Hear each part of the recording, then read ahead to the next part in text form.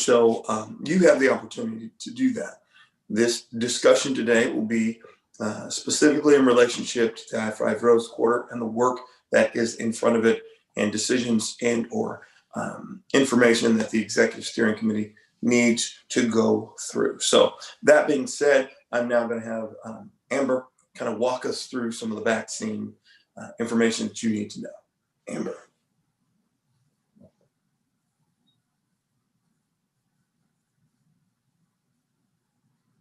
Can you all see my slides? Yes? Yes. Okay. All right. Good afternoon, everyone. I'm Amber Ontiveros with the Owners Rep team. We're going to go through a quick Zoom review. I know the ESC members and most of the participants on this call are very familiar with Zoom. But this is just to highlight and recap some of those things. Please note Corinne's phone number is here. If you have any IT technical issues, feel free to text her and she can help you. I will be shutting down my video to allow everyone to focus on the more important things, which is the ESC. Again, just to remind everyone, we will be live streaming today and everything will be part of the public record. If you're a member of the public joining us either by live streaming or through the webinar, we're really glad you're here. There's a raised hand feature that I'm going to focus on in the next slide for those of you who are joining either on the Zoom webinar or via the phone.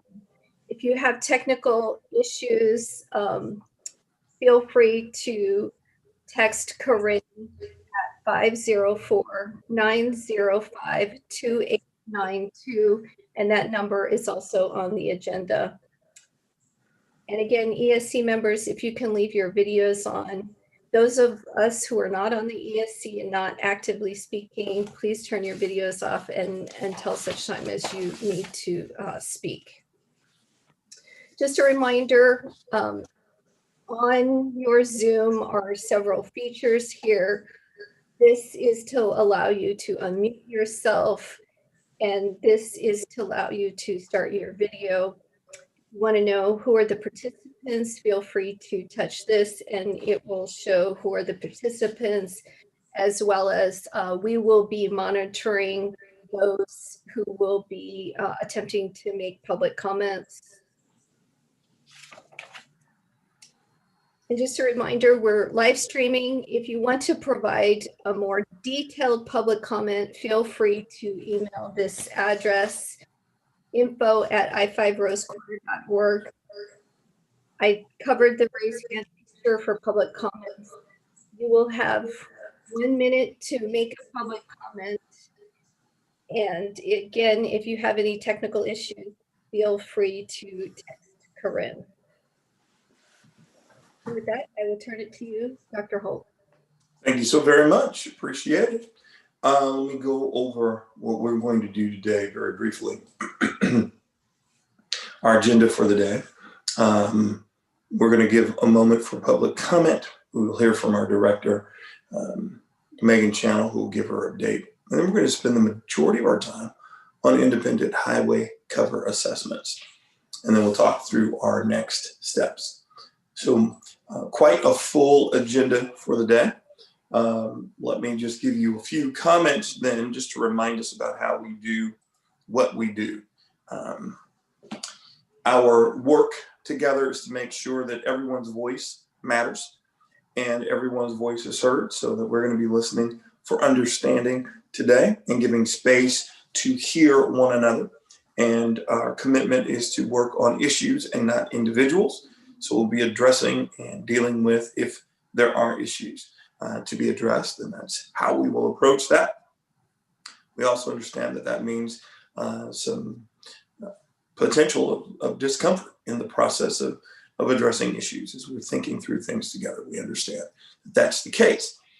And we also know that we didn't get here overnight, so we're not going to be able to solve it in one night. So we accept and we expect non-closure. And then lastly, we commit ourselves to remaining respectfully engaged as we work through the process. We understand that it is exactly that, and it will take all of us to get there. So in light of that, I will now defer to our chair, Chair Simpson. If there's anything you'd like to communicate, and Amber, you can stop with the screen sharing for a moment. Yeah, I don't want to take too much air out of the room, but just, you know, a quick sentiment and appreciation of everybody's time commitment to this effort. Clearly, this is not a very simple thing, simple process, or simple project for that matter. Because if it were, it would have been done already.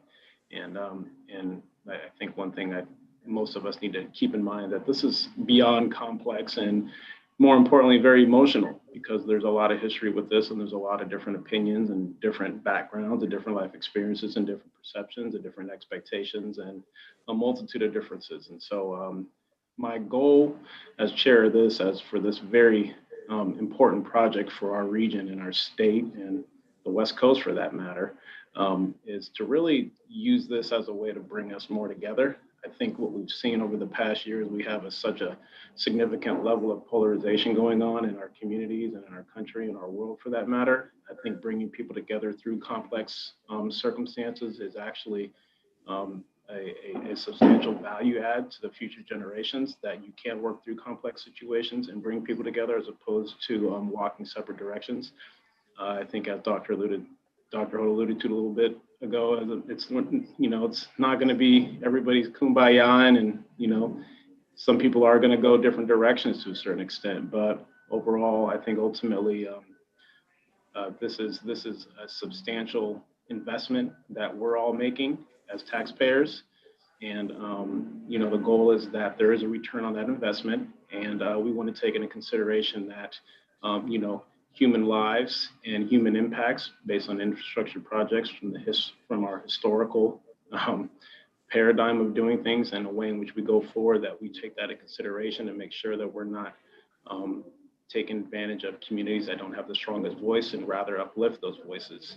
And I think, you know, as it relates to this, the Black community, the Lower Albina community, you know, as I told a small group the other day, my goal is to bring people together, especially within the African American community, because there is a lot of polarization that exists within the community itself, outside of the broader group of stakeholders. So if anything, to me, again, success out of this project is bringing the Black community together to have a unified voice and a unified platform and objective and direction for future populations that'll grow up in this community, in this region, so that we can combat discrepancies or injustices or inequities that exist today. So I'll leave it with that, and we can get back on track of the show today, Dr. Holt, and I appreciate you giving me the time to say a few words. Thank you, Chair. We appreciate it. We're going to do a roll call. In our last meeting, what I had all of us do was merely wave or do a thumbs up, and it was brought to our attention, for those who don't have a chance of seeing who's actually present and gave thumbs up and or wave, that it left a kind of a gap. So I will just call our names and have us do a very brief acknowledgement. Here, hello, good afternoon, however you choose. I will begin with Marlon Holmes. Good afternoon, everyone. Good afternoon, Marlon. Dr. Ebony Amato.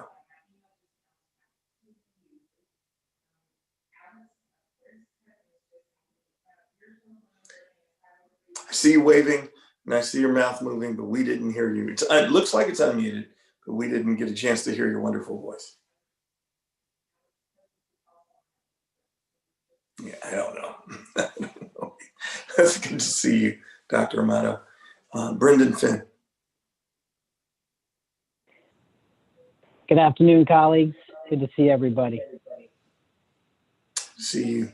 Jana Jarvis. I am here. Thank you. President Peterson.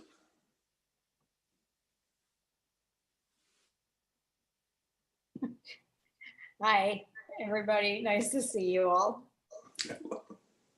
Nate McCoy.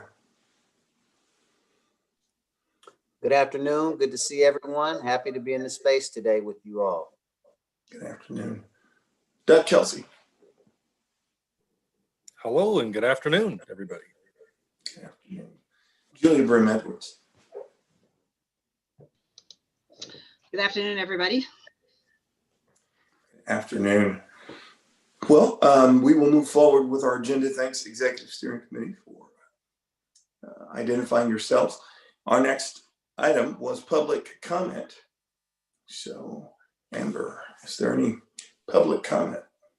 I'll give it to you. Before we move to public comment, just to remind you to raise your hand. If you wish to make a public comment, focus your comments on today's meeting topics. You will have 1 minute to make the public comment, and you'll be notified with about 10 seconds remaining. Additionally, if you are calling in, please press *9 to raise your hand and *6 to unmute. And I will turn it over to Natalie to see if we have any public comments at this time. Great, thank you, Amber. I'm going to go ahead and share my screen. Our public comments today will be limited to 1 minute, and I will be the timer for this portion of the agenda. So I'm going to go ahead and put up this timer on my screen. Hopefully you can see that. And now I'm going to go look for any participants with hands raised. I do see one hand raised at this time, so I'll go ahead and ask that person to unmute and provide your comment, and I'll start the timer, and we'll all hear your comment. So Aurelia, I'm going to go ahead and allow you to unmute yourself, invite you to unmute yourself and provide your comment.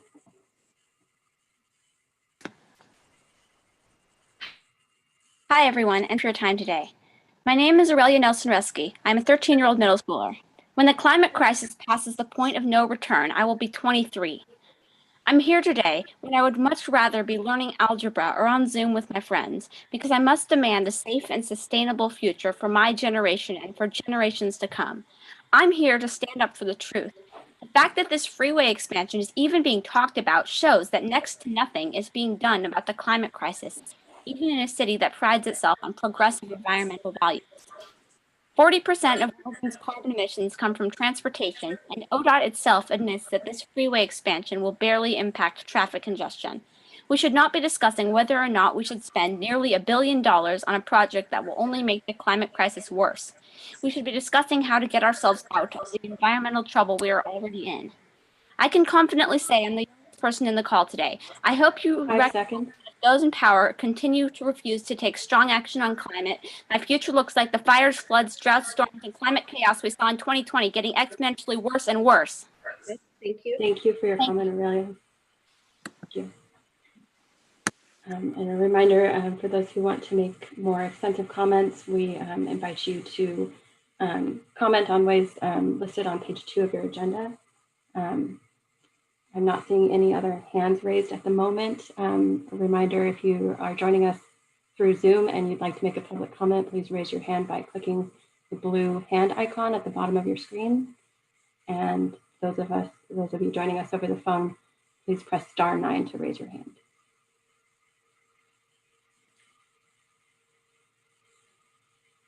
Well, if you have no other public comments, we will move forward in our agenda. Thank you for the public comment that came in. Quite articulate for a 13-year-old. Wonderful. We do see Bryson Davis, who is also a part of the Executive Steering Committee. Bryson, if you would just acknowledge your presence. Yeah, sorry about that. I tried to switch from phone to computer and screwed everything up. But I'm back. I'm glad you're back. Thank you. We will now go to our project director, Megan Chen. Megan. Thank you, Dr. Holt, and good afternoon, Executive Steering Committee. It's nice to be here. Before I get into project updates, I do have one piece of housekeeping that I want to make sure to make you all aware of. So we do have a statewide training requirement for all members of Oregon boards or commissions or committees. So this requirement does extend to you as an executive steering committee that's advising the state, in this case, the Transportation Commission, on the Rose Quarter project. And so there are 2 training requirements. One is on information security, and the second is on preventing discrimination, harassment, and sexual harassment in the workplace. So these are video trainings. They're done on an online platform. They take about 30 minutes each. So the good news is that we'll be provided significantly good information here on how and expectations and how we conduct our work. The not so good news is that the trainings do have to be completed by the end of the year. So I recognize that we are coming to you late with the end of the year approaching, but we do have a couple different ways to help meet these requirements. So you'll be getting a message out from the Rose Quarter Project team with more information on how you can complete these trainings. We'll be hosting 2 virtual sessions to walk through the 2 trainings on December 7th and December 15th. You'll also have an option to do these trainings at your own convenience via an online platform for which those instructions will be sent to you. So just wanted to flag that more information will be coming, and thank you for working with us as we complete the required trainings for our groups. So now on to the project updates. Just wanted to let our executive steering committee know that Federal Highway Administration, or FHWA, issued the environmental decision document on November 6th, so earlier this month. So that was a finding of no significant impact, or you might hear reference to FONSI. Again, that is the environmental decision document. And that was joined with a revised environmental assessment that was published by both ODOT and the Federal Highway Administration. And so with the publication of this document, it marks the completion of the environmental review phase as required by the National Environmental Policy Act, or NEPA, you'll hear.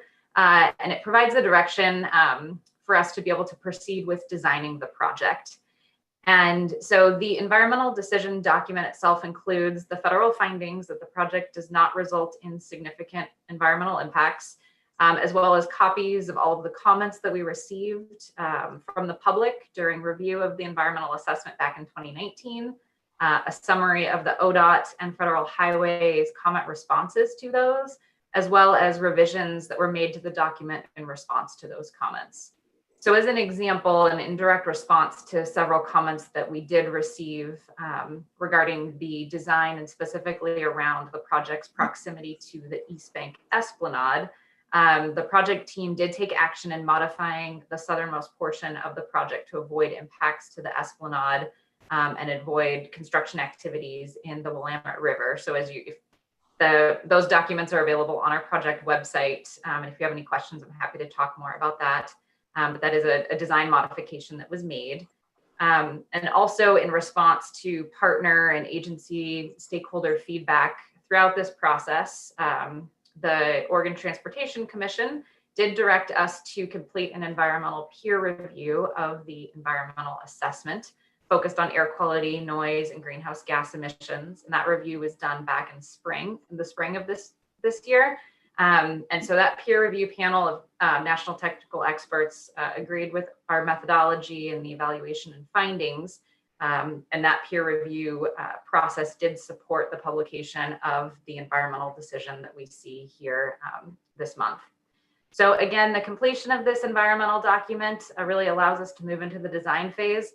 And this is where we can really work closely with you, work closely with the community on those key design decisions and shaping what the outcomes for this project will look like and getting into more of the details that I know we're all craving.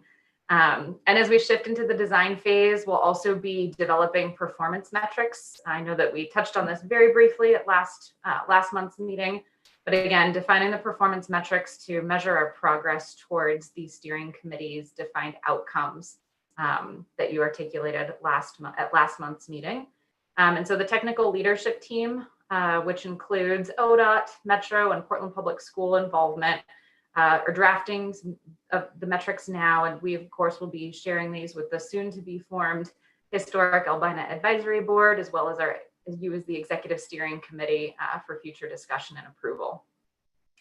And then as we move forward into the design phase and look forward to the construction phase of the project, we are working closely with Hamilton Sunt Joint Venture, who is our construction manager, general contractor. You'll hear reference a lot to CMGC, That is our contractor that is joining us early in the design phase. And so we executed their contract earlier this month and are in the process of onboarding that team.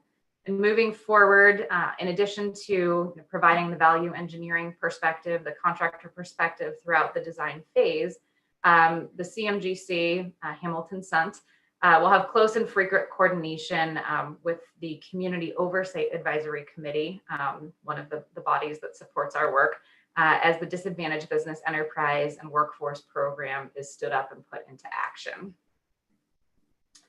And on the next slide, I wanted to talk about one more action that we are taking with the stand-up of the Historic Albina Advisory Board. So I know I mentioned this at a previous steering committee meeting, but we are standing up the Historic Albina Advisory Board to ensure that we're elevating the voices of the historic Albina community to really inform the project's process and design to develop outcomes that benefit the Albina community. And so we are currently in the process of appointing the positions for the HAB. The appointments are being led by our strategic engagement advisors on the project with historic ties to Albina. And so that includes our facilitators here of the Executive Steering Committee, the future HAB, as well as our Community Oversight Advisory Committee. Applications are also out on the street. So a portion of the seats will be selected through an application process. Those are open until Monday. Per I think prior conversation, Metro will be joining us in that application review process. And we'll be announcing the members of the HAB at your next Executive Steering Committee meeting on the 14th, and anticipation of the first meeting of the HAB in January. And so that concludes my project update. I'm happy to answer any questions that you have. Thank you, Megan. Questions? Executive Committee. Dr. Holt, Hi, Jay. Yes. I'm wondering if it's possible that the application and the information for the advisory board be sent around to the committee members? Oh, absolutely. I'm Great. sorry, Megan. Yeah, absolutely. It should be great to get that today, just given the holiday. We're going to lose part of the week based on the holiday. Thank you. Thank you very much. Any other questions or comments, Executive Steering Committee members?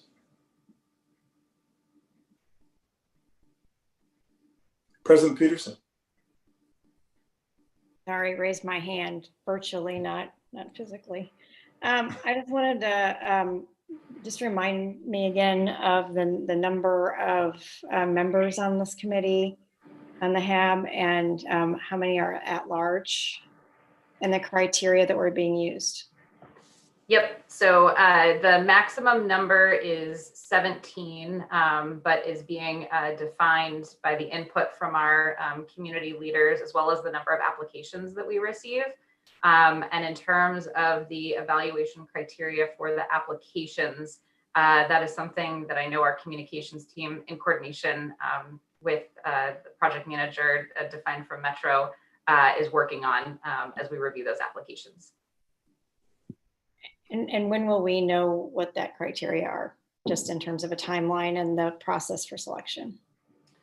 I will have to defer to my communications team, but let me come back to you with that specific answer on timeline. Thank you. Yep.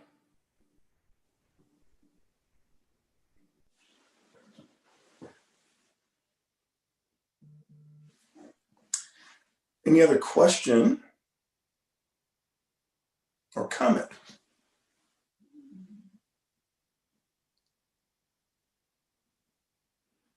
Okay. Well, of course, you know, Executive Steering Committee, if there are other things that come to your heart and mind or thoughts in relationship to that, you have a host of ways of communicating that as we go forward. Our next section in this particular meeting is to spend quality time talking about the highway covers. Now, it's important to me that there be enough space for thoughtful engagement and real dialogue. So the amount of time that has been allotted is not allotted for a monologue or for you to be drenched with information. It is actually intended to create space so that each section gets broken up for an opportunity created for question, answer, response, feedback, etc. Sam Imperetti is going to be directing the majority of the conversation and creating the opportunity for response for executive steering committee members. Provided in the section, if there is no engagement at the time, I may ask some of the executive steering committees to weigh in or to make comment. The goal again is to make sure that we're having real, authentic dialogue and that we aren't packing the meeting so much so we can't think together. So in light of that, Sam, let me turn it over to you. Thank you, Dr. Holt, and welcome ESC members. Again, Sam Imperati, the Independent Cover Assessment or ICA facilitator.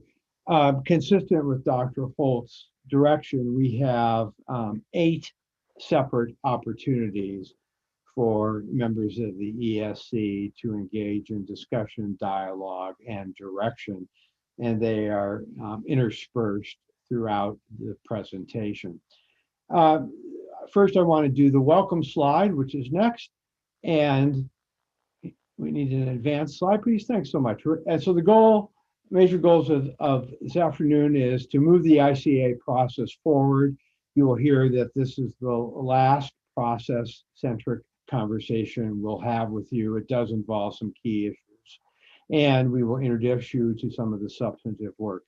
As usual, the reminder that the ESC is our de facto client, and we, the ICA team, take direction from you as we go forward through the process. The next slide gives us our agenda. We'll do a brief overview of the next steps in the process. We'll have presentations on a previewing of the project documents. It'll be a review of what's to come in the upcoming meetings. We'll introduce the subject of governance and finance. We'll take care of the last remaining process or facilitation needs assessment, and we will close with next steps. Next slide, by way of a reminder, is simply where we are in the process. So indicated in the upper left-hand corner there is the orange dot. That's where we are today. We'll finish up the process work, and that'll set the stage for the substantive work that begins in work session 1, 2, and 3. You will have a grounding presentation for that next. The ultimate goal, of course, is to have the ESC present its recommendations for the OTC to consider at its July meeting. So next up, I'm going to introduce Kate White, who will introduce herself, and she will give us a preview of project documents. Take it away, Kate. Thank you, Sam, and good afternoon, Executive Steering Committee members. Delighted to be here, have this time with you, and share some of our work to date. We are going to start, I'm going to give an overview of what we've done so far, which is really looking at the current record of documents and public comment and everything about the I-5 Rose Quarter Improvement Project, and specifically focusing on the CAPs and the opportunities that they possibly provide. So, what we've done so far is really, looking at existing conditions. We've assessed all the work that ODOT has done, that others agencies have done as it relates to the neighborhood improvements. We have looked at the current conditions. We've done some site visits. Some of our team, the ZGF and Arab team, have been up there and walked around, seen the current conditions. We've also examined the environmental assessment that Megan talked about. We've reviewed that in detail and all the related studies, the peer review that she mentioned. We've looked at that. We're taking to heart your values and outcomes that you have approved as of your last meeting, and those of other community stakeholders that we're talking to, and really understanding those. And those are really our guideposts for everything that we're reviewing. How are your values and outcomes reflected in the documents that we're reviewing? So that's what we've done to date. And in terms of specifically, what have we looked at? It's actually a very, very long list. It's several pages long, but I wanted to give you a quick snapshot of the types of documents that we have looked at so far. So we've looked at everything related to the Rose Quarter Improvement Project. We've looked at the NEPA, the peer review I mentioned. We've looked at city plans, so the Broadway, all the City of Portland plans, the North-Sea quadrant plans, Central City 2035 plan. We've looked at the climate action plans that the city has. We've also looked at the record of public feedback and engagement over the last number of years as it relates to the project and focusing on the caps. And we've also looked at sort of standard of practice, and we gave you a little teaser of that last time, of other similar highway cover projects around the country, and what are some of the kind of best practices and standards for designing these type of facilities. That gives you an overview. Next, you can see this is kind of a simplified version of what Sam shared in terms of where we are with our independent assessment. And I wanted to share this with you just so you could see that we're really still at the very early stages, really in the kind of listening and assessing existing documentation in the record. And we will be bringing all of that to you, the ESC, as well as a first round of workshops in February when the HAB meets, when we'll have a series of community workshops. And so that's coming up in February. The next phase will be really ideate, generate what are some different CAPS scenarios that we can explore. And then finally, the third phase of our independent assessment is really evaluating those scenarios. How do they meet your values and outcomes? And so that will all lead up to an evaluation framework that you can use to make your recommendations back to the OTC come their July meeting. Okay, and then in terms of the overall context, and again, where we are, we're in the documents review phase. Our next steps will be really developing this kind of matrix with criteria based on your values and outcomes: restorative justice, community input and transparent decision-making, mobility focus, climate action improvement, and improved public health. Those are your values and outcomes that we are translating into a matrix to really evaluate different cover options. And again, this framework will help you have a decision table to evaluate what are different scenarios that we could further explore on highway cap options, and then what you would want to recommend to the OTC. Next. So real quick, in terms of our document record reviews to date, we looked through 4 different lenses. We have a series of discipline leads: technical and engineering, governance and finance, urban design, and community cohesion. And today we are going to focus most on community cohesion. And coming up, you'll hear from Terry Hayes, who's been our community cohesion lead, and he'll talk about some of his initial observations from the record.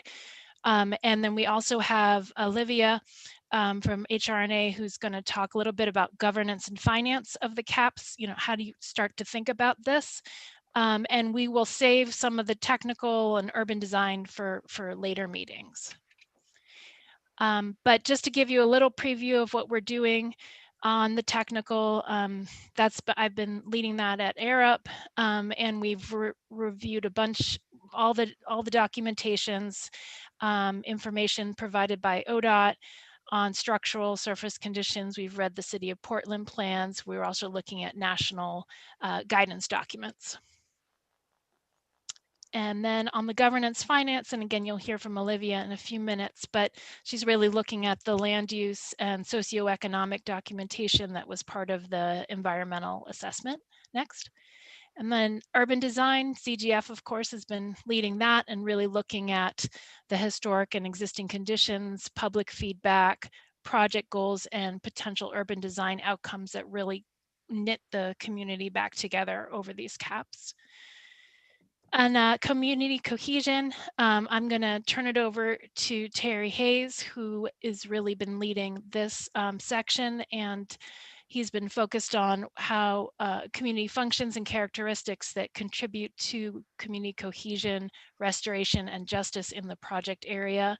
And he's looked at a whole round of plans and goals and objectives regarding the affected communities. With that, I will turn it over to Terry. Cool. Thanks, Kate. Good afternoon, everybody. I'm down here in Culver City, California, but I am with you. I wanted to talk a little bit about the whole idea of the filter of community cohesion. It's not a new concept. The Federal Highways Administration has considered this for many years. It officially began in 1996.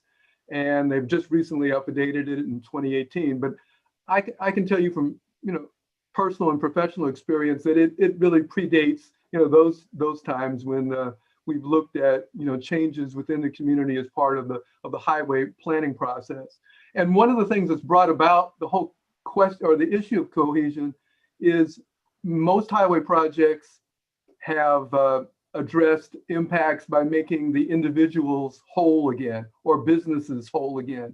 And one of the things over time that we've all discovered is that the community assets may have been the missing element of that particular approach. And it's given rise to this whole notion of community impact assessment. And the centerpiece of that is community cohesion. And I just want to talk a little bit about what that actually means. Community cohesion is shared values, shared sense of place, shared lived experiences, shared use of institutions, churches, businesses, and that sort of thing. And that's the foundation of this whole concept of cohesion. And I'll just tell you now that you can go to the Federal Highways website, and they have a lot of good information on ways community impact assessment and cohesion has been used as the highway design process has moved forward. Next slide, please. So one of the things as we started to review the records here in Portland is that I don't think there's any question about the cohesion of the African-American community. I mean, there's shared values, there's shared institutions, and we have certainly some external forces which reinforce a sort of cohesive environment, just being a minority community. But once you think about community, and we've looked a little, we started to look at the EA, there's no community impact assessment that's actually been prepared. It's been a kit of parts in terms of socioeconomic, land use, and other factors, but no holistic view of cohesion.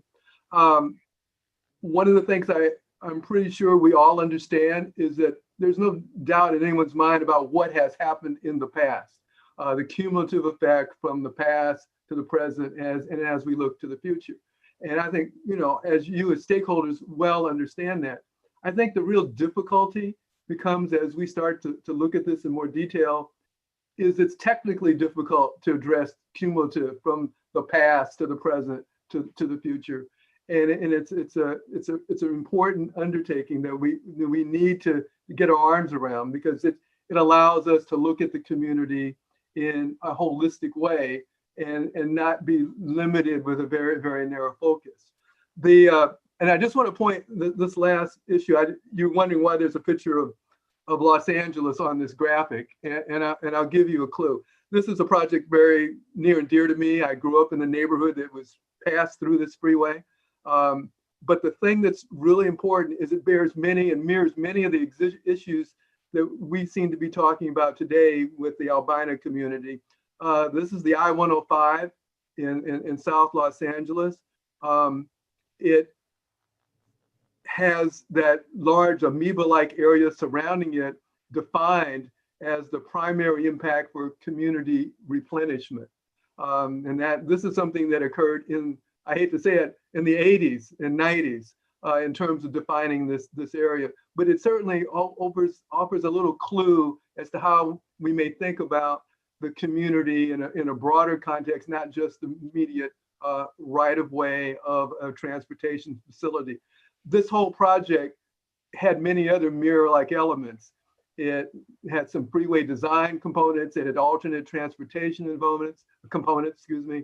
And it created some long-standing entities that, put in place. In fact, one of them, Century Freeway Housing, is still in business to this day, continuing the mission of affordable housing. So I just want to give you a kind of a clue as to how community cohesion kind of works in the highway design process. Thanks, Sam. Thank you, Terry. Very much appreciate that. So we have two ESC discussion questions. I'll read them off and then we'll take them one at a time. The first is, what observations should we consider regarding the unique challenges of community cohesion? And those questions and comments and suggestions will be directed to Terry. And then the second, after we finish that, we'll overall look at, is there anything missing from our approach to the document reviews? So ESC members, questions, comments, suggestions, direction on the community cohesion element.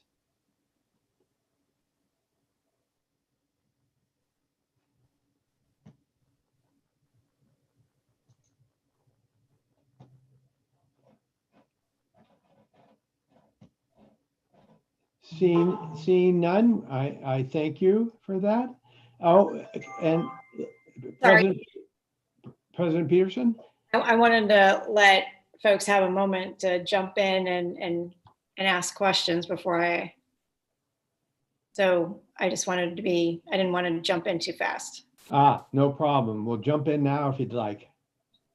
Terry, thank you for that overview. I guess when we look at community cohesion through the different perspectives, what observations have you already that you can share just in terms of what you've reviewed and where you might be needing more information from the community members even here today? I found very interesting the interview process that was conducted for the project. I think it had a wealth of information about perspectives, from the community. We can always use more to kind of inform that, but I thought that was super helpful. Technically the EA contains information. It just doesn't present it in a community context. And I think that's what we're looking to be a little bit more holistic and get that input of, it's really important to kind of get at this cumulative issue of the past, the present, and then where we're leaning toward the future. So I think, the input in terms of community needs and perspectives is still going to be super critical as we move forward. Yeah, and digging down even further, are you looking to create kind of how the users of the community now and in the future want to be able to use this area? Is that part of that conversation that needs to be filled in? It is part of it. It's not strictly my, bailiwick, but it is certainly the part that needs to happen. Any other member comments or suggestions or questions? Sam, maybe I could just also respond to President Peterson's question. Okay. and looking at the whole the whole independent assessment that we're working on, I think what you're pointing to is really the next phase, very important next phase of, based on all our review and as we're going into this first round of community workshops, what are the solutions? What are the design solutions, the community cohesion solutions, the community development solutions, urban design that we can start to look at, that will start to build that community cohesion that we want to see. So I think you're kind of leading us to the next phase of scenario development, which is what we're going to be looking at. What are the different options for these caps? Doug Kelsey, Mr. Kelsey. You appear to be on mute for whatever reason. Sorry, I'm so bad I have two mutes here. So, Mr. Hayes, I'd be very curious in the process review so far, are there any blind spots from your own experience that have been identified that may not or may cause problems in setting this own process up for success here in this region? I think the only blind spot is that we haven't pieced all the technical information together as a whole in terms of the community. I think the pieces are there, and I think we just haven't combined them in a holistic way to look at how a functioning community responds to a infrastructure improvement or the benefits of that improvement. I think it's not really a super blind spot. Like I said, the pieces are there. We just need to kind of mold them into a community perspective on it. Thank you. Last call for questions or comments or suggestions on this discussion. So I have a just question. It's more of a process question. So is this sort of the last pass at this, or like I say, is this setting the scope? Is this setting the scope, or is it just a checkpoint in the process? Definitely not the last chance. And we would like to share with you some of the other lenses at your future meetings, some of the technical review and the urban design review, which we didn't get to share today. And you're going to hear from Olivia in a minute about some of the community development opportunities. Last call. Let's go on to the first question. Is there anything else missing in this approach to the document review? Anything else missing from any of the ESC members' perspective? Again, understand this was just sort of the preview overview of what's coming in the following meetings.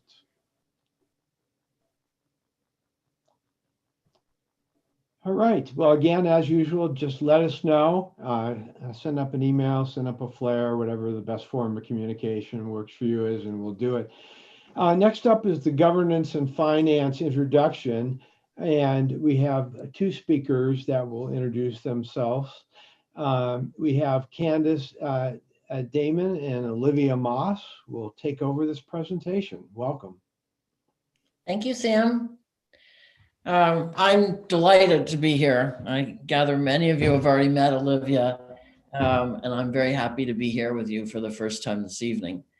I think I encourage you to ask Olivia about our document review and where we are to this point, but the two of us thought that it would be useful to spend the next few minutes with you talking about how we're proposing to approach the next phase of work, and how we want to frame a conversation with you about what frequently gets to be the hardest part of these projects, how they get paid for.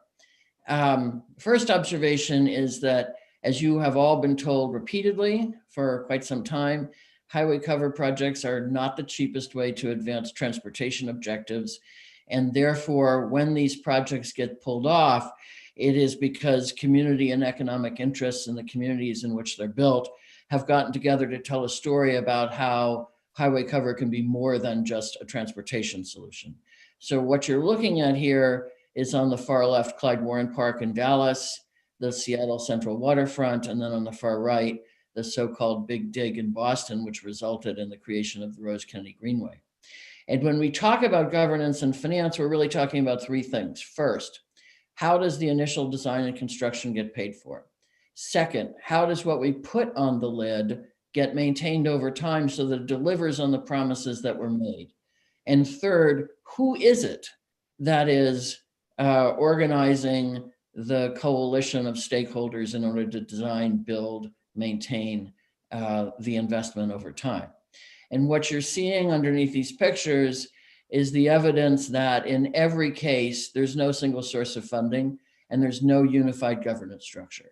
These are all advanced by partnerships where we should expect transportation money to be part of the solution, but not all of it, because it is in fact the Community and Economic Development Coalition advancing the project that needs to bring the rest of the money to the table and participate in its long-term governance, because they're telling a story that's more powerful and bigger than simply about transportation.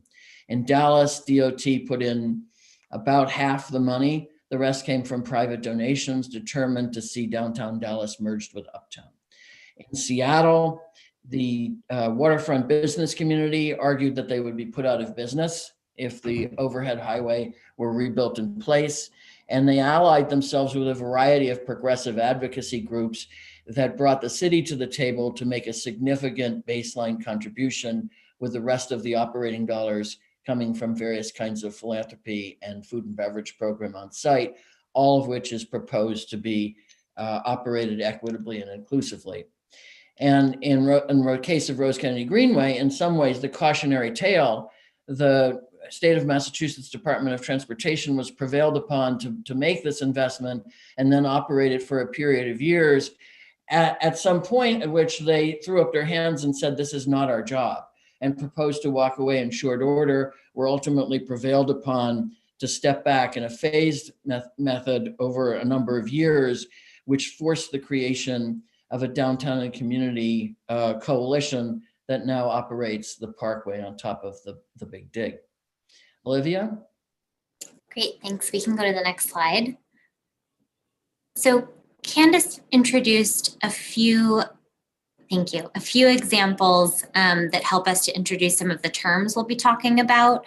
On this slide, we're showing you a few examples along a continuum from a higher share of public capital funding to a lower share of public capital funding, and the way that this might interact with the density and the need to generate value from what is on the highway covers or the lids.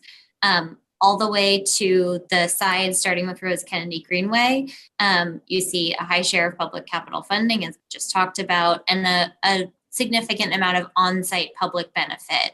So the benefit of open space, in this case, being concentrated on the cover or lid or new land structures.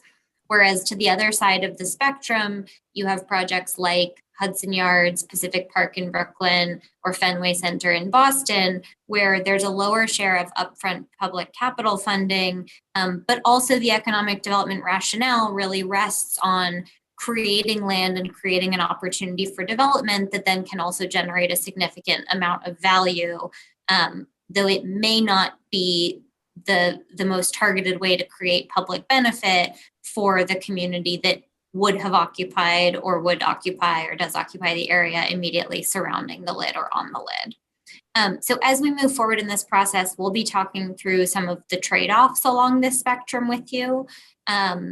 And we'll go to the next slide now, which just starts to get at what some of those outcomes could look like. Candace? I think this is really how Olivia and I propose to begin to work more intensively with you in the weeks that follow, and as we start to think about what the scenarios look like. But the point is, we need to be collectively working towards a story about why these lids and covers have an economic and community development rationale that justifies an extraordinary cost, extraordinary vis-a-vis a more conventional solution. And the extent to which particular aspects of the objectives that you seek to advance should take place on site, on the cover, as opposed to off-site, near or adjacent to the cover or elsewhere in the community, and how that story gets aligned with the necessity of capital and long-term operating funding that will have to come from a variety of different sources. Thank you both, Candace and Olivia. We have two prompt questions for the ESC. Which of these topics resonates with you, and or what questions you have about the work that the team will be doing on financing and governance? So if you can raise your hand visually, I will be happy to call on you in the order I see you and open it up for ESC member discussion. Brendan. Thanks, Sam. Thank you, Candace, Olivia.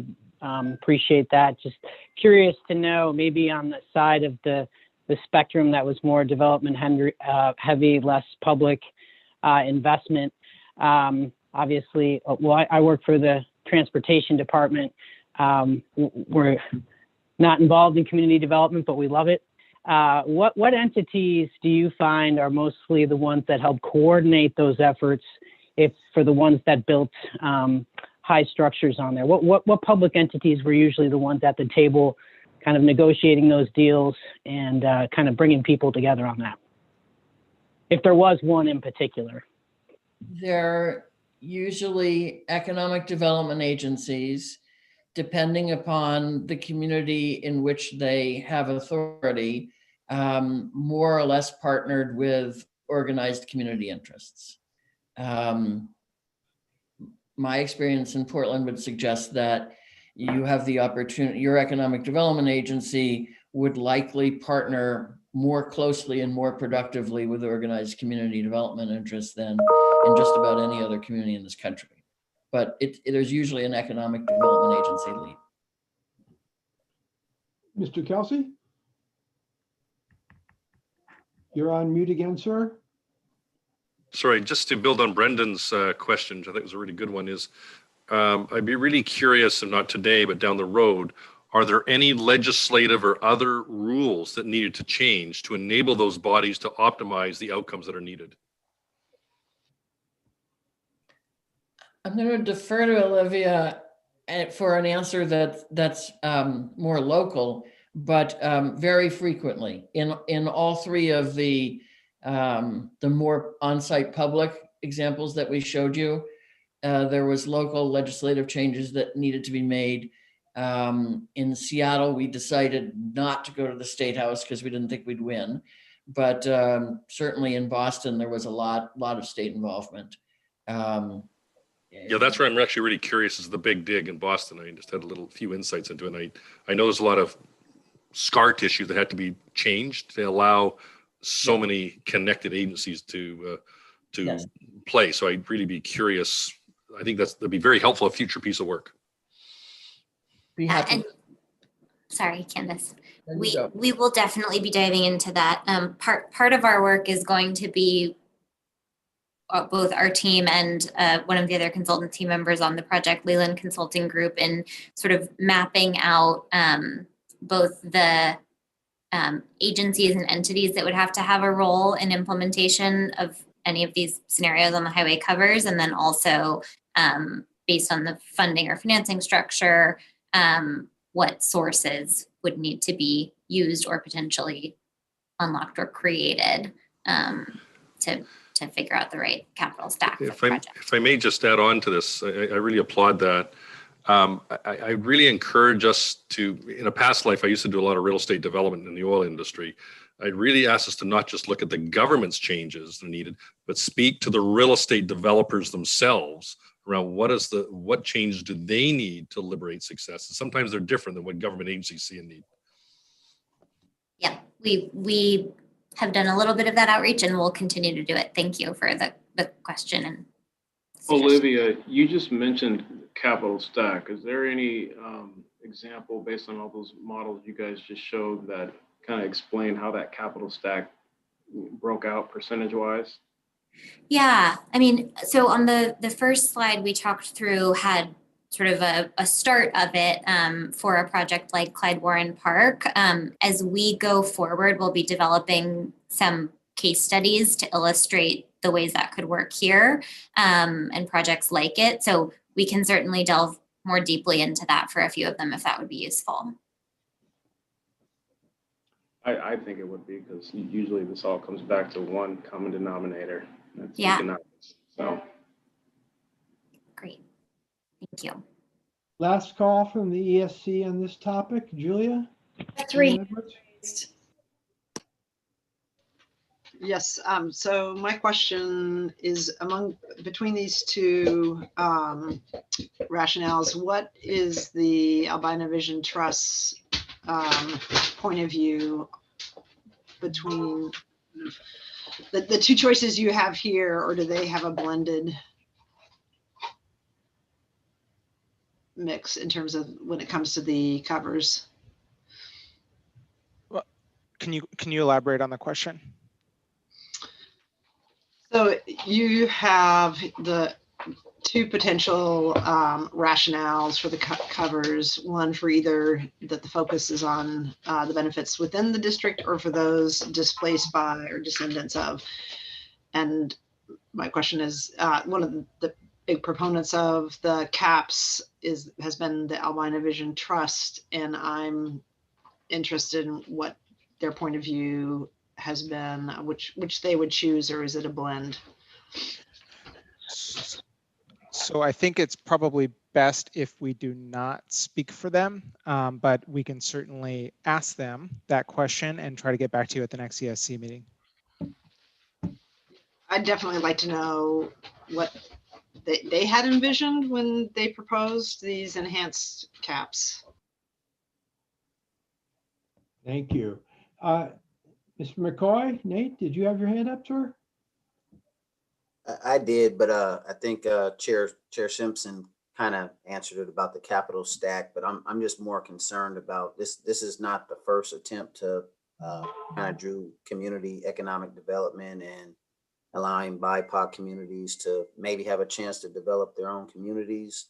And so I'm just more wanting to understand if there is, I guess, a roadmap or roadway to seeing what that really looks like. Because I'm a little critic in this conversation around actually seeing it, because I don't think we've ever really seen that in Oregon, and in particular Portland, with longtime residents that have been displaced.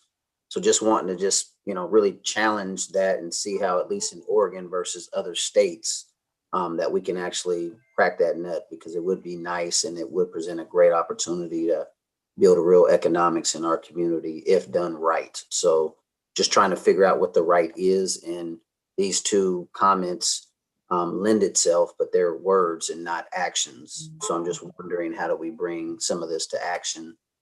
So just my 2 cents, and hopefully that's another discussion for a later date. But I think that's that community cohesion we talked about earlier, is people want to know that this is really for them, led by them. Thank you, sir. And Mr. Holmes, did you have something too? Yes, I had a question.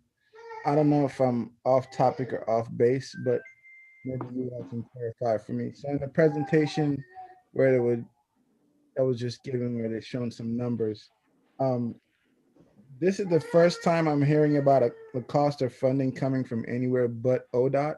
So am I mistaken that this project would be fully paid for by the state and not any cost being incurred by the city of Portland?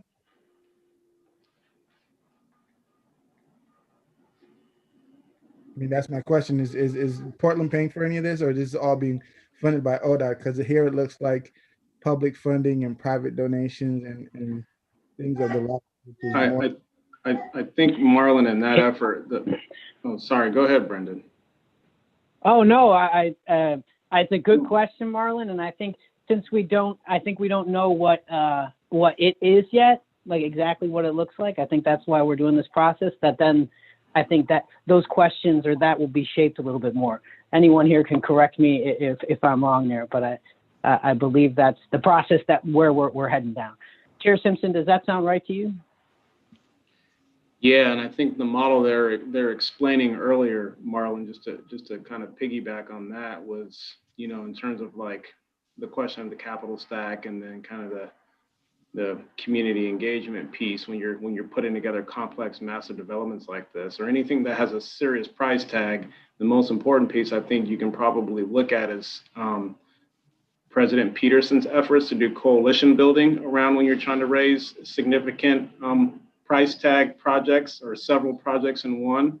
In doing that due diligence and outreach, I think is key. I would assume a lot of these did that, but I think the whole premise as to why we're doing this is so that we can kind of create that infrastructure, so that if it becomes $100 billion project, that's something the entire community said, this is what we want, this is what we need, this is what it's going to require, this is what it's going to entail. And then that's the public voting to support something that has that type of a price tag to it.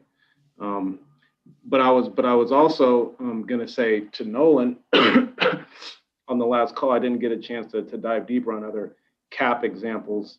And as I was talking about Reconnect Rondo, that is going to be an example that, I don't know where we're at and where they're at in the process of getting through the CAP conversation, but hopefully in our efforts, we can create something that they can learn from to stitch into their process, or vice versa if need be. I'll leave it with that. Thank you all very much. Are any other ESC members like to comment? Mr. Holmes. The follow-up. I promised to get you, President Peterson. Mr. Holmes, you had a quick follow-up? Sorry, President Peterson, go ahead. I'll wait for you because you were waiting. Oh, no. I was actually just acknowledging that you had a follow-up. My follow-up is simply that I think it should be known to the community, because I didn't know this, that this project isn't just going to be funded by ODOT, that money has to come from other places.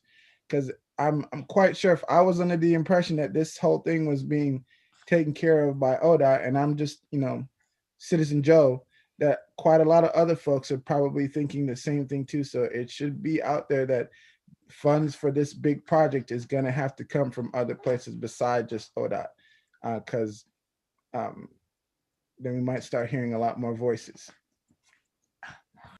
Sam? President Peterson? Oh, I was just going to comment. Candace, did you want to get in there? Just briefly, I think, Marlon, the first question is, what is the project? So I can certainly imagine a world in which this group and its friends and colleagues and allies exert enough political power to get ODOT to make 100% of the capital investment. Whether that is plausible or not, you guys probably have a better idea than I do. I can imagine that world. But then something presumably goes on top of the cap. And that something is more or less public. It is more park, more affordable, more locally owned, or it isn't. It's, big towers that are developed by national developers. And what that program is, what that project on top of the cover starts to suggest who might pay for its long-term maintenance and how involved the community will be over time. So that's very much a focus of the scenario development that follows and our ongoing conversations with you. So I don't think anybody on the consulting team has the notion that either the capital, the operating, the program, or the governance will be one way or another way. We're simply pointing you to a set of national precedents that suggest that very expensive investments that are about more than just transportation usually require people other than just the transportation people to come to the table.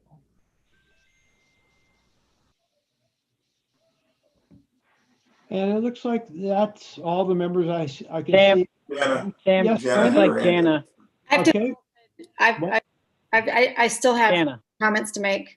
Yes, President Peterson. You want to make them before me, Lynn, or do you want to go now? Well, I've had my hand up for this. Yeah. So it's definitely President Peterson's turn. Then Ms. Jarvis will be your turn. Thank you. One, I just want to comment on the myriad of different ways that this can be paid for. I think you're right, Candace, to talk about what the lid entails and what's programmed on top. But there was a lot of visioning that went on in terms of the financing of the totality of this project and totality of this area, because we can't just have a lid and not have it connect to the surface streets on each side. And there was $65 million set aside in the regional transportation measure that failed. And we will need to continue to pursue that funding on behalf of the city of Portland and the region, because it doesn't, like the entirety of the project doesn't work without that surface street improvement, as well as the undergrounding of the light rail for the future that was also in the package. So there are a bunch of things that were surrounding this project that are part of the transportation system of this place that still need to continue on, and we need to find financing for those. So we're in a hole right now in regards to this area and its redevelopment. So we're gonna have to have conversations about that. But I guess the second part of my question is, what will we get as ESC members that will help us, to Nate McCoy's question about action, to get to a public-private partnership model, whether that be on the construction as well as the maintenance, because we have different constraints in Portland in terms of money and opportunities. And we have not been able to realize a public-private partnership of this scale yet. So being able to get to that level means bringing in partners pretty early and often to be able to have the private side be part of the design as well as the finance and governance of it, right? So I guess the question is really to the project team. What will we get out of this independent analysis, and how are we going to apply it almost immediately? Because we already have a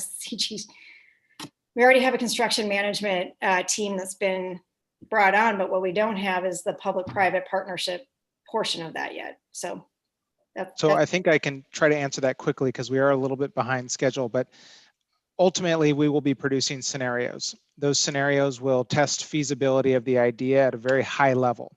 And along with a physical concept, we will be producing concepts for how you might put together a strategy for funding, financing, maintaining. That will then go back to the ESC, and if the ESC advances that to the OTC and they adopt it, the rest of the team that's working on this project will be required to figure that out with its public agency partners. So I guess what that is to say is that we will be producing the belief that this something is possible and a roadmap for how you might get there. But along the path, you'll need Sherpas and some good mountaineering independent from this consulting team. I like that metaphor. Jarvis, Ms. Jarvis, you have the floor. Thank you. It's Jana. Yeah, no problem. So I think with this conversation has been enlightening. It's my understanding that all covers are not created equal, that depending on what you're going to put on top of it changes the design standards and therefore the cost of building the cover. And we also need to recognize that we have some limitations on the use of highway trust fund dollars and how they're used. And as was mentioned earlier, ODOT's not in the community development business per se. So I think it's really helpful for us to get a vision of what it is we think we want to have, and then have a better understanding about how in the world we're going to pay for it. And so I was listening to the presentation, I was a little concerned too, because I think there's this thought out there that ODOT's going to be paying for everything. And that has not been my understanding from day one. So I wanted that clarified, please.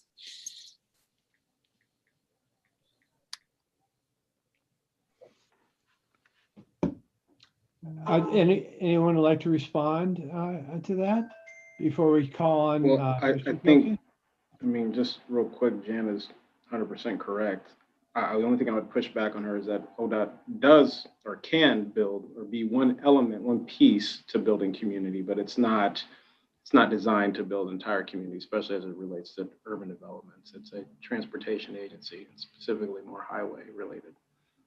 But Marlon, I think what this does is this opened up a very important dialogue and conversation for upcoming meetings as we get deeper into this, because if there's an educational like crux there that we're not connecting those pieces, then we need to slow down a bit so people understand how these conceptual ideas actually do get paid for, and more importantly, as an ESC body that's working from the transportation perspective to a certain extent, what role does ODOT play in that massive community development model?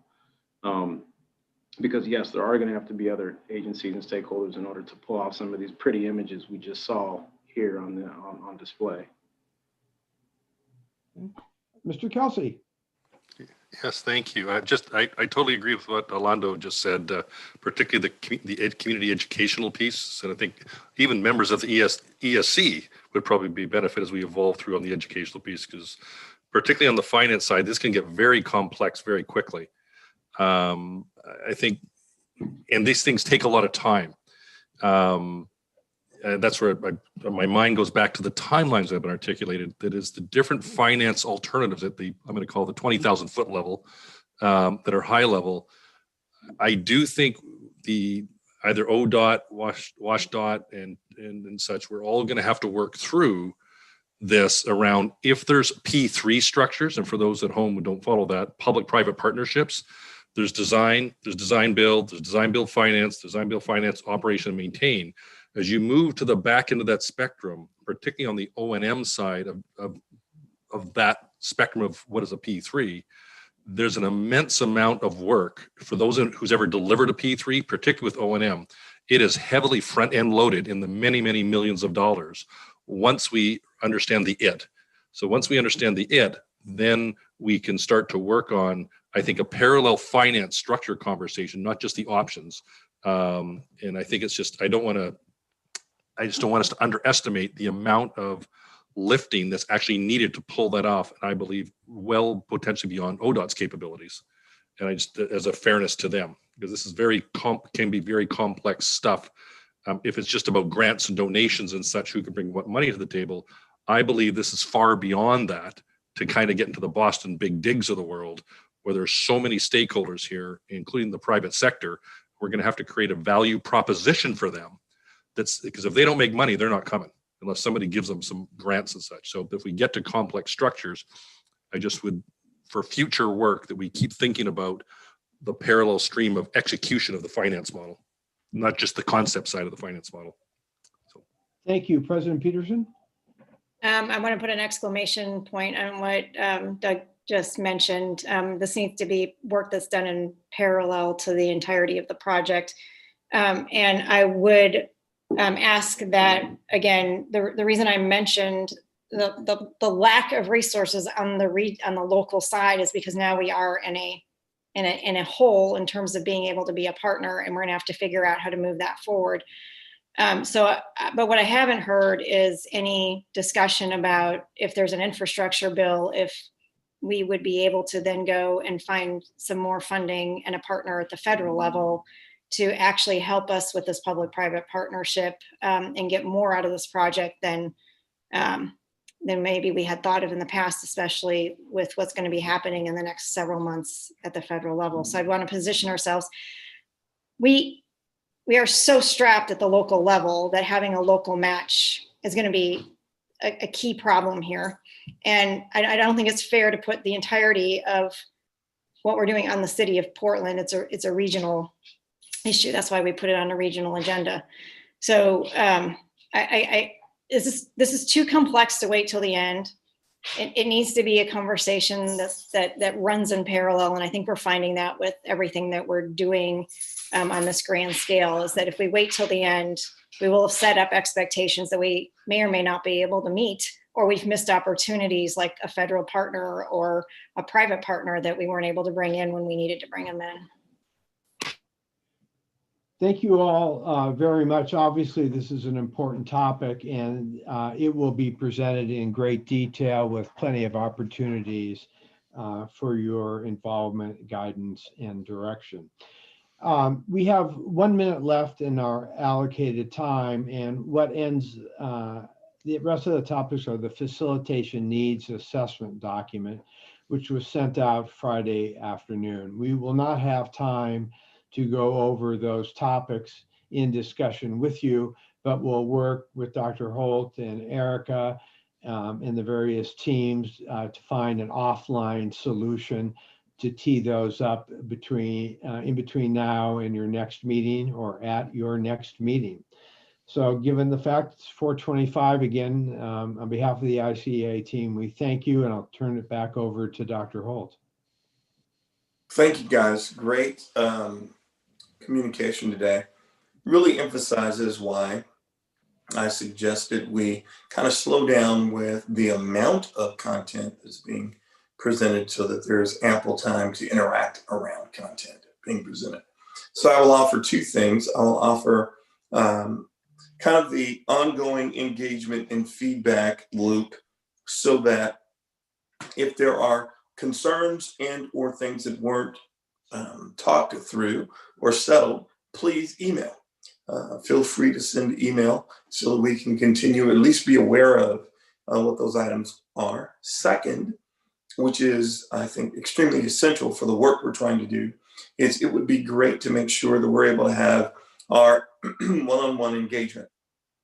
We can spend some time either with me or even potentially with Sam and I and or others to talk through some specifics and particulars, which then would be able to be brought back into the group with an informed conversation. So thank you so much for your work today. A couple of things that are in front of us, our upcoming schedule, but before I do that, I want to give a moment or two to our program manager, project manager, to respond to the conversation that was introduced earlier. Questions in regard to the HAB. So, Megan.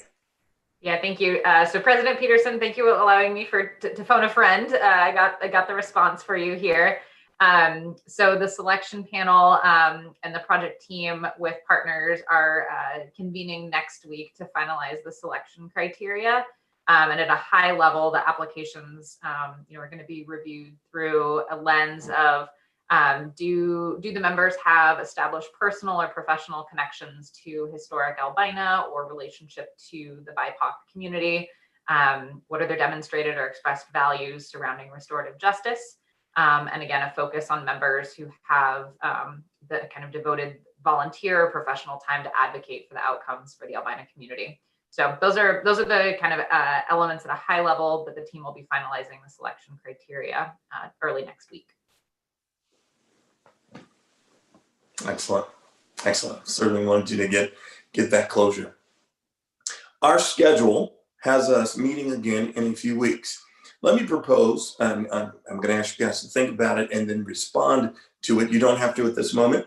So be prepared, though, to respond to it. Let me propose that our meeting opportunity be reconsidered. We talked about meeting more frequently, and or initially I talked about the possibility of extending the meeting. We've had at least 3 meetings that in my mind demonstrate we either need more time together or we need to see each other more frequently. There's a lot to do, and I don't want to get behind in our process because our engagement and our effort is to keep it into a 90-minute meeting. So I'd love to hear your feedback on that, love to hear your thoughts. Again, not necessarily asking you to do so today, but I am asking us to be prepared to have that conversation so that we can do our job efficiently and effectively and successfully, transparently, etc. So any comments real quickly from our ESC members? Chair, is there anything from you, sir? Just an extension of appreciation of this conversation today, because it's really starting to get into the real point of what it is we're here collectively talking about. I don't want to neglect a very important comment Nate McCoy made as it pertains to, and I don't know if everybody really understood, but ZGF team and others to take to consideration this idea and this concept with really about wealth creation and keeping in the back of your mind just the idea of how you actually do restorative justice projects in historically marginalized and displaced communities by providing real estate development opportunities, not contracting, not service providers, land ownership, and what that entails and what that looks like, and what's the value add proposition, as Doug alluded to the private sector, who are going to be the ones that come up with the bulk lion's share of the capital when we're talking about big, complex, billion-dollar development projects like this, if it goes down that route. But I just wanted to reiterate that, again, as I indicated when we started, this is going to be complex and emotional. And I don't think it's going to be this very simple, streamlined process as it may look on the outside. So I just encourage everybody here to, try to reserve those emotions and sentiments and feelings and try to work towards, bringing us together as opposed to polarizing us. And hopefully we can get to something that creates shared prosperity in the end. Thank you, sir. I appreciate it. Thanks, everybody, for your time. We are back together in 3 weeks on Monday, December 14th. You will hear from us in between that time.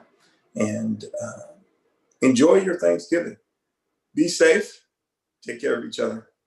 Stay healthy. Bye. And go Steelers.